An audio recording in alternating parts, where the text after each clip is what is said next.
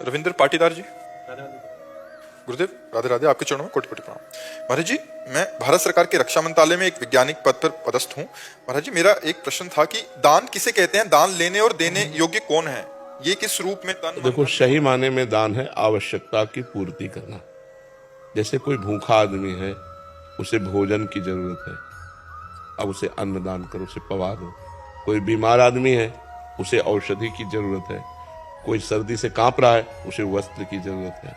जहां अत्यंत आवश्यकता है और वो असमर्थ है, वहां हम सहयोग। जैसे भूखी गौएं हैं, उनकी व्यवस्था नहीं, उनकी व्यवस्था कर दो। दान का सही तात्पर्य है अत्यंत आवश्यकता की पूर्ति।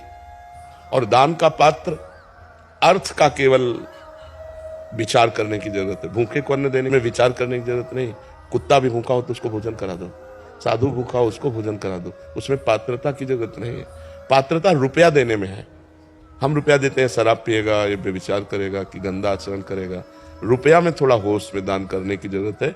अन्न, वस्त्र, औषधि, जल, इनको तो जहां यथा योग्य अवसर मिले पवा दो, उसमें दे। क्योंकि वो, लेकिन रुपया में वो कुमार्गामी प्रवृत्तियों में रुपया खर्चा होगा तो आपको भी नरक जाना पड़ेगा। इसलिए उसमें फिर पात्र देखते हैं कि हमारे रुपये का यहाँ सदुपयोग होगा कि दुरुपयोग।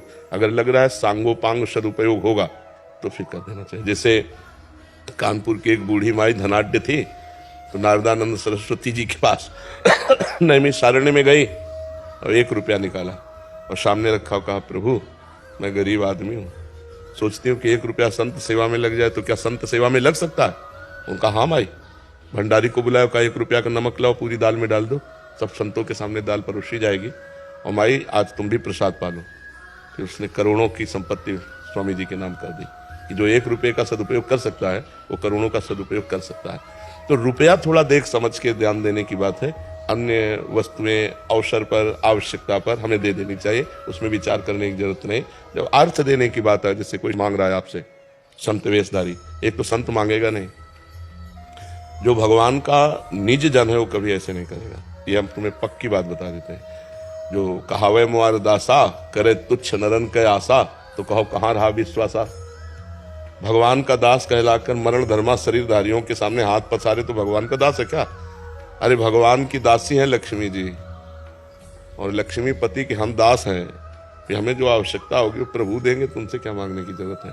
तो भगवान का भक्त या कोई संत या सन्यासी, मुझे तो नहीं लगता जो असलियत में सतमार्ग में चलता है, उसका लक्ष्य तो भगवान है, तत्व ज्ञान है। वो रुपया के लिए, ना औषधि के लिए, ना यात्रा के लिए पैसा मांगेगा नहीं। हाँ, कुछ संतों का ऐसा है कि अगर प्रारब्ध वशात आ जाता है तो उसका सदुपयोग कर देते हैं। कुछ संत झंझट में भी नहीं पड़ते। लेकिन अगर कोई वेशधारी आपसे रुपया मांग रहा है कि हमें तीर्थ यात्रा के लिए या यज्ञ कराने के लिए या इसके, तो आप स्वतंत्र हैं ना कहने में। बिल्कुल डरिएगा नहीं कि हमारा कुछ अहित हो सकता है, कुछ नहीं अहित हो सकता है, हमारी श्रद्धा नहीं, हम नहीं देंगे। बिल्कुल साफ रहना चाहिए इसमें। महाराज पानी पीना हो पानी पी लो, भोजन करना हो भोजन पा लो, इसके आगे हमारी श्रद्धा नहीं है। अगर आपकी श्रद्धा दिखाई दे रही कि वास्तविक यज्ञ होने जा रही, आपको पता है उनका परिचय, तो जो बने तन मन धन सहयोग कर देना चाहिए। मतलब उसमें जानबूझ करके ही दिया जा सकता है, अनजाने में धन नहीं दिया जा सकता कि हमारे धन का दुरुपयोग होगा तो फिर उसमें सदगति बिगड़ जाएगी। ऐसों के पास भजन बल नहीं होता, ऐसों के पास भजन बल नहीं होता जो पैसा मांगते घूमते हैं, और जिनके पास भजन बल होता है वो किसी को शाप देते भी नहीं है। और अगर शाप दे दिए तो भगवान से मिला देते हैं। मुनिन कर क्रोधो मुक्ति दातार, नारद जी ने यमलार्जुन को शाप दिया, भगवान से मिला दिया। अगर भजनानंदी महात्मा तुम्हें दंड दे दे तो भगवान की प्राप्ति करा देगा। भजनानंदी महात्मा कभी पैसा नहीं मांगेगा। पैसा मांगने वाला कभी भगवान का भरोसा नहीं रखता।